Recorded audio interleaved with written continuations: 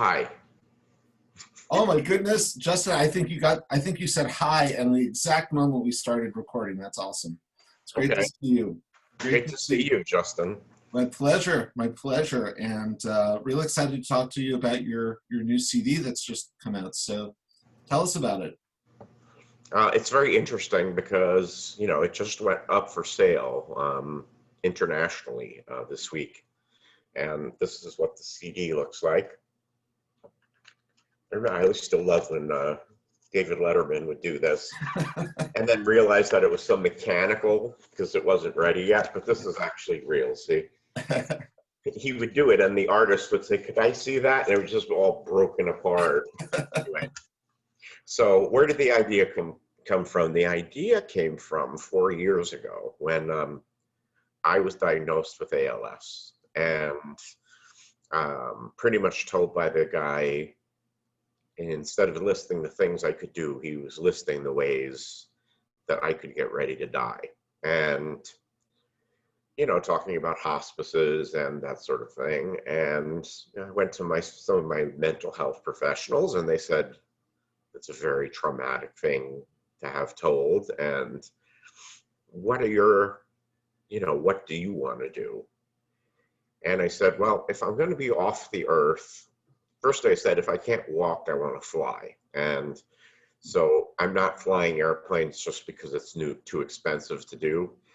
But I enrolled myself in flight school and out of pity have had some flights. And I'm glad that I did that. I'm glad that when I told people, I won't be able to walk, so I'll fly, they found great meaning in it. To me, it was just sort of a natural conclusion, if you will. So I decided one of the major things I wanted to do was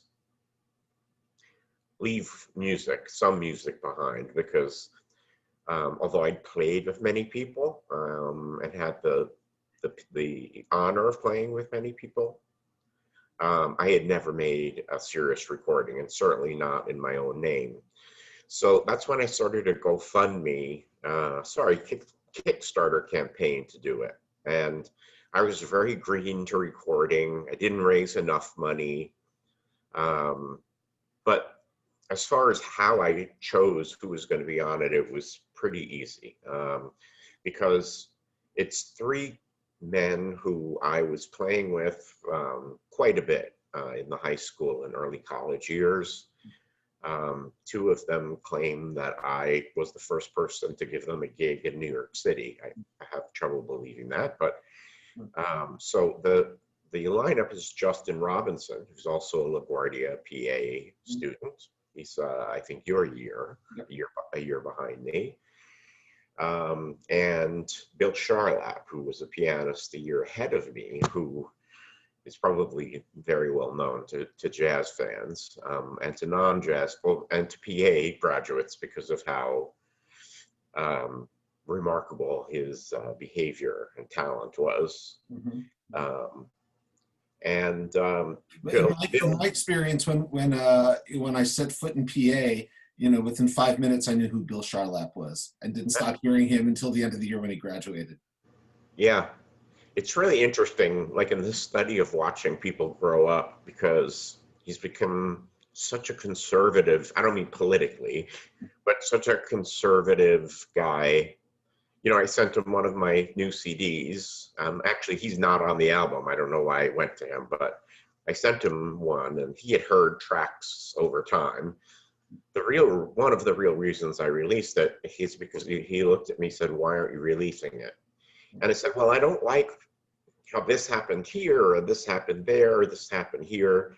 And he said, "Justin, it's a moment in time. An album is a moment in time. That's all it is that you send out there." He said, "You're foolish to have spent all this money recording it and initially mixing it and not releasing it." And there were other people who felt that way. But let me just talk about the personnel. So Justin Robinson, a PA LaGuardia grad, who's gone on to bigger and better things. He was he was the man who stood next to Roy Hargrove for years. And I don't know if you'd like me saying this, but took care of Roy Hargrove to a great extent. And unfortunately, Roy died 2 years ago almost. And I don't think a lot of musicians who played with him have come back yet. He was, for instance, there's a club called Smalls, and I sort of missed hanging out during that period. But one of the things is after the gig is over, there's a jam session, and it's one of the places you want to hang out to be heard, and they're mostly amateur jazz musicians. But Roy Hargrove and the many jazz musicians had this quality, would listen to anyone and take it seriously. Mm-hmm. And he heard one kid play trumpet one night, and he turned to Justin and he said, "That's the best trumpet player in the world." Hmm.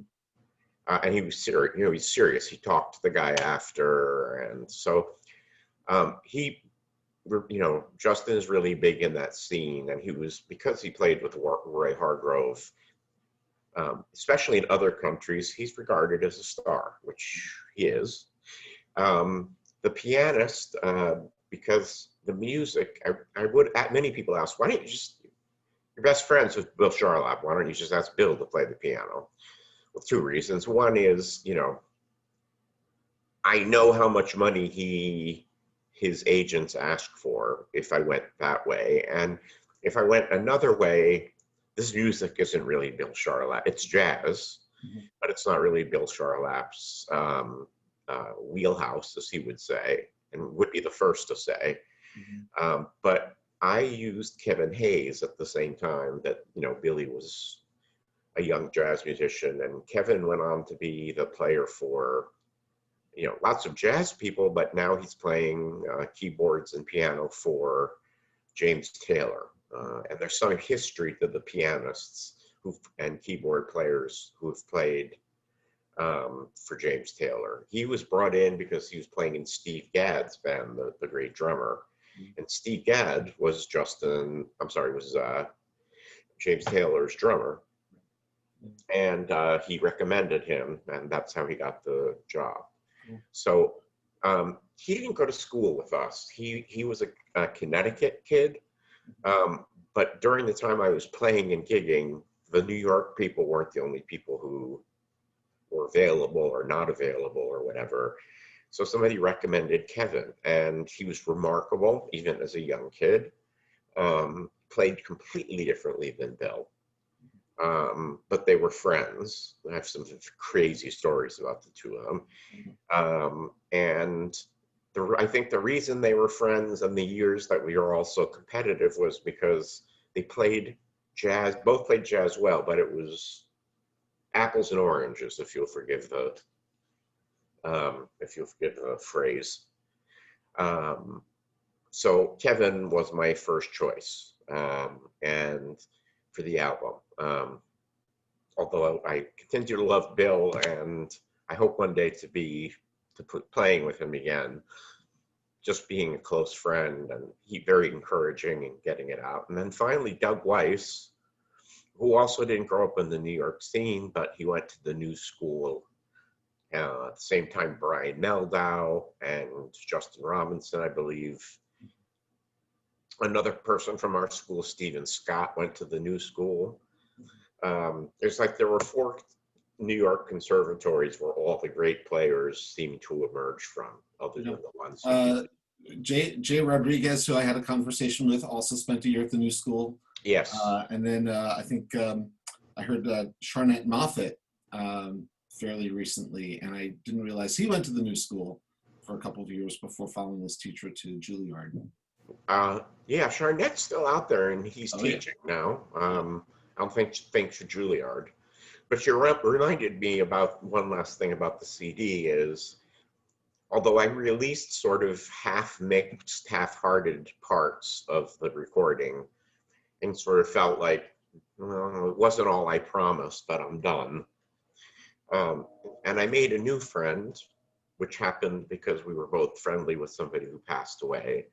But his name is Andy Farber, and he's a wonderful saxophone player, and he's also a professor at Juilliard Jazz of orchestration. And we got sort of close because of this loss of this person that we had in common.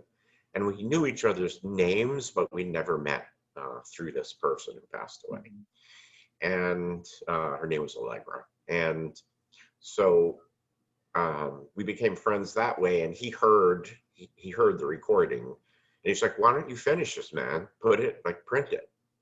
And I was like, I really don't have any of the money anymore. And then let's say my psychologist helped enthuse me to sit, why don't you, even if it's something that you don't want to ever listen to again, which isn't the case because we got a great arranger,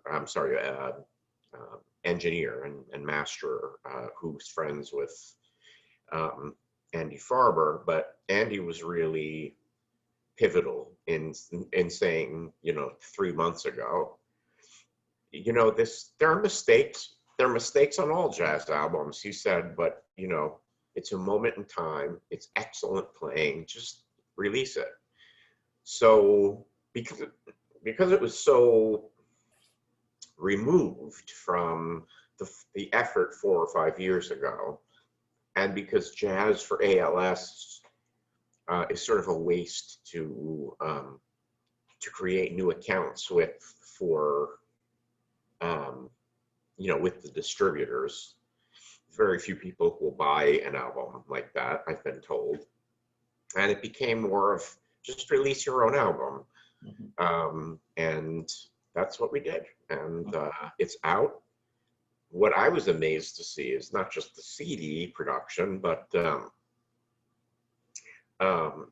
how quickly they've put me on every single stream, site, download site. They're still working on it, but it's available electronically, and I get reports every day, but I don't really understand them. So that's kind of the CD.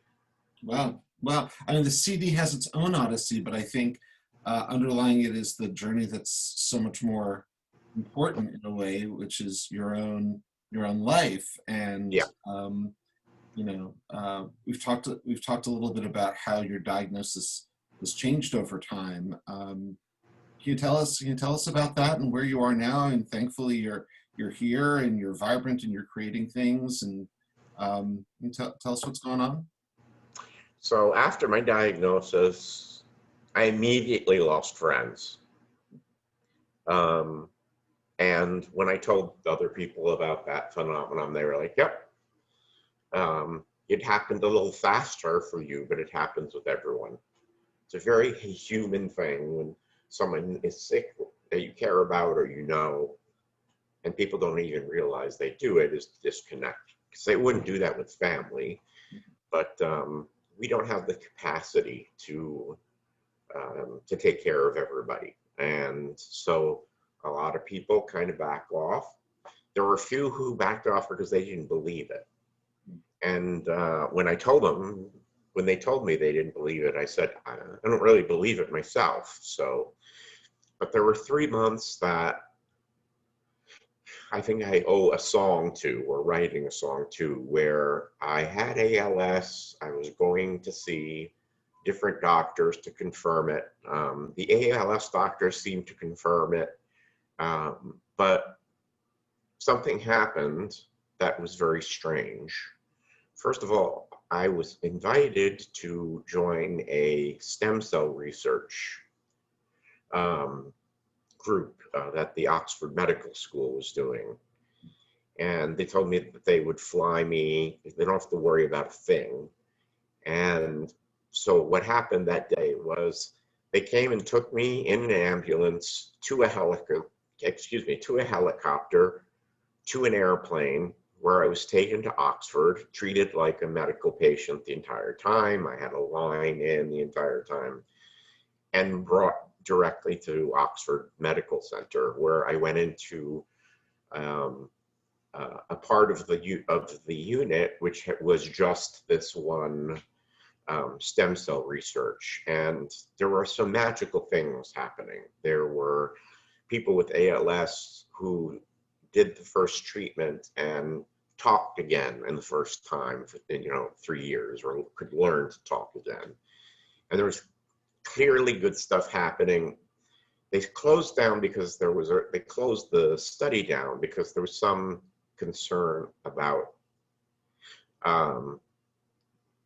it reappearing, that they had found something that might do, alleviate it for a short period of time. But the diagnosis went on, and I had a lot of the symptoms, but the thing that my GP said is, you're not dying. He said, your muscles, there's something wrong, there's wrong with something, nerves, but I just don't see the human degradation. And I ended up going to see a doctor at Mount Sinai, where I was also born. And he was the head of the neuromuscular division at Mount Sinai. And he has a whole team of his students who stuck around, really nice people, and with different specialties, neuropsychology. And there was a lot of question like, okay, if his friends think he's making this up, let's see if he's making it up. And there are tests that you can do. I had what's called an EMG on my entire body, which shows how quickly the nerves are passing, and there was clearly something wrong. So it wasn't, pure that I made a story up. And then it began getting worse, although not in terms of motor, being able to walk. And I went from a cane to a walker, a rollator, and then to a wheelchair. And right now, it could be any of those any day or none. The next diagnosis, which in fact could be correct, is something called multifocal motor disorder with conduction blocks. That's the name of it. And it's known because many people who are diagnosed with ALS, for which there is no diagnostic criteria, they're looking for sets of things and maybe some genetic things, but there is no one test that's, see, this guy has ALS. On the other hand, there is for a disease called multiple sclerosis. And when I had my most recent MRIs, brain MRIs, they did in fact find a small lesion on my brain. So now those doctors are calling it multiple sclerosis. Actually, my ability to play drums makes them think it's remitting and recurring and remitting MS, which is sort of the Mr. Rogers softer MS, but for some people, but for others, this is no Mr. Rogers event that I'm going through.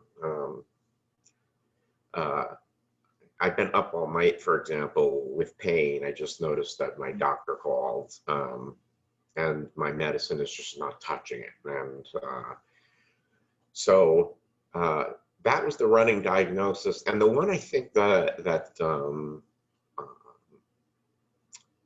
Mount Sinai, Peter, thought that was the actual diagnosis. And then most recently, I got a call from my sister, who I'm pretty much estranged with, and she certainly doesn't call. But she called to say that she had gone to her doctor and she had been told that she had a form of cancer, PV, the letter P for Peter and V for Victor is what they call it. Polycythemia vera is the name.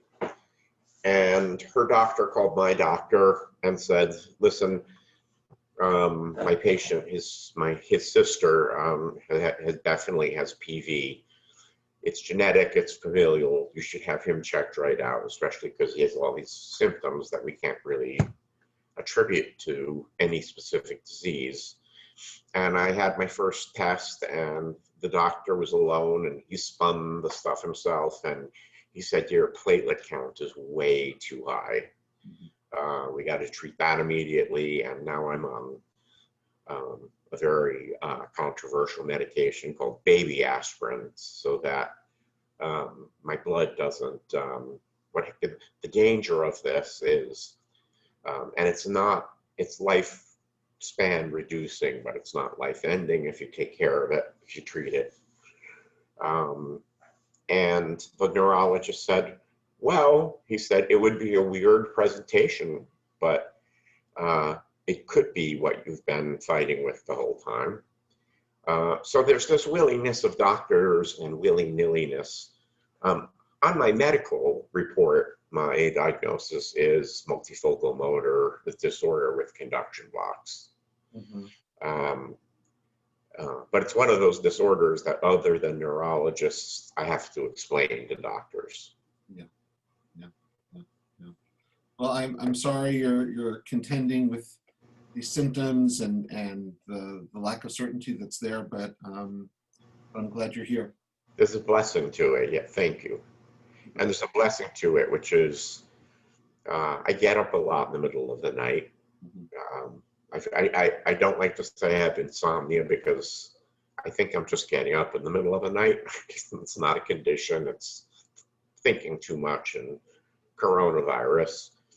And my cat wants to be fed at 4 a.m. I don't know why.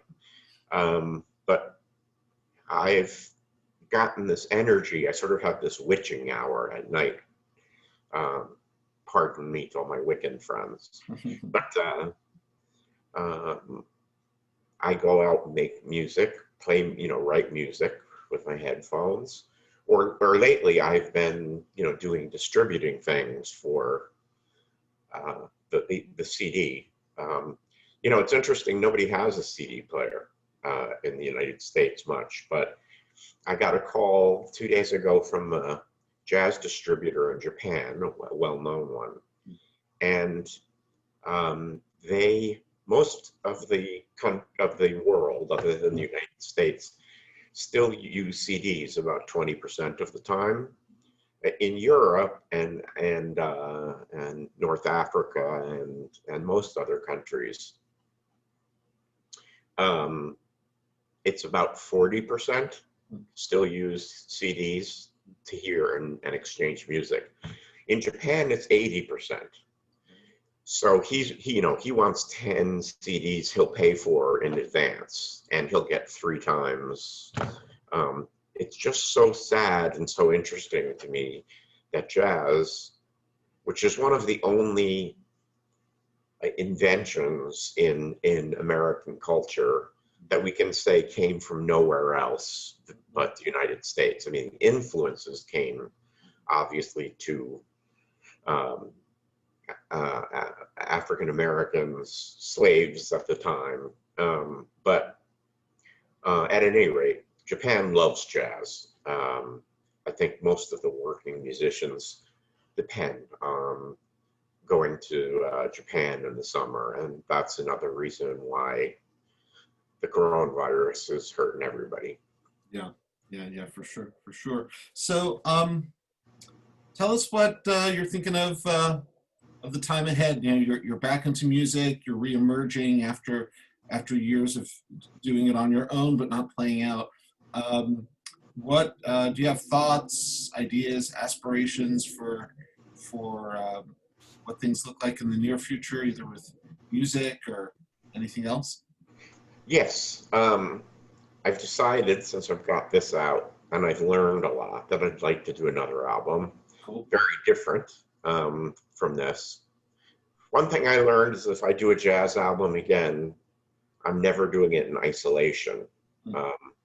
We all were in our own booths, which is easier for the recording engineer, but it's not conducive to jazz. And the engineer actually had to kind of make everything bleed back together so it felt like jazz.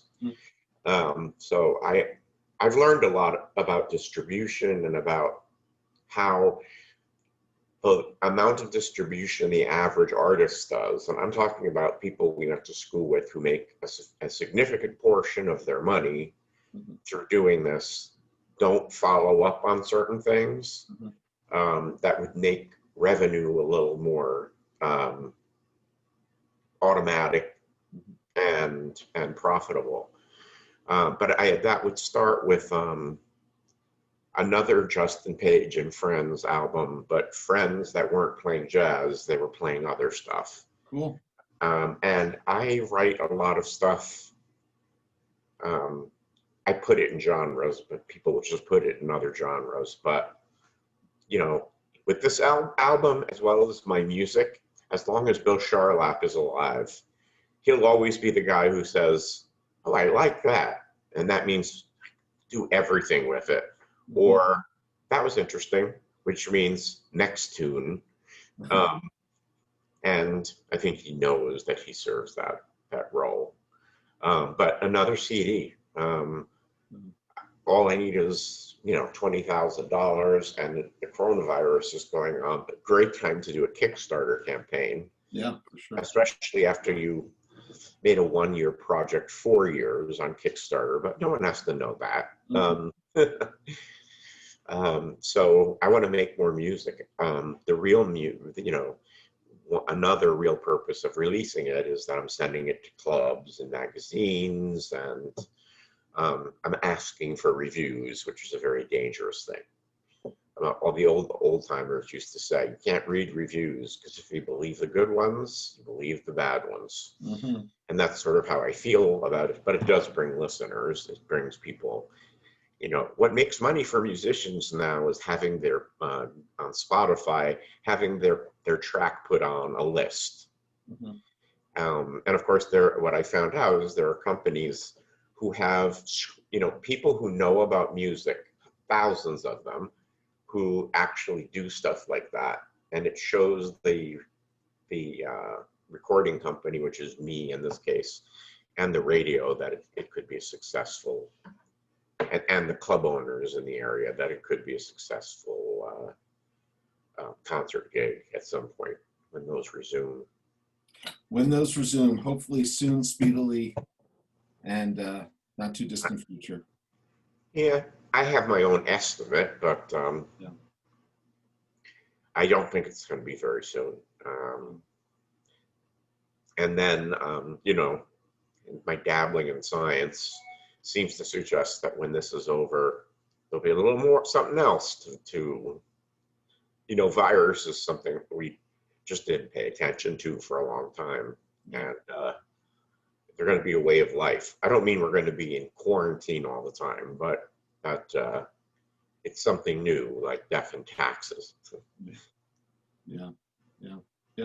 But I have to say, it's really moving to connect with you. We've talked a bit before this conversation, and you know, most of all, I'm so glad that you know, I'm so glad that you have a path that you can follow, and that you have the CD out, which I really look forward to listening to, and that you're thinking of making more music. You need that. You just send me your address. I'll mail you a CD. Cool.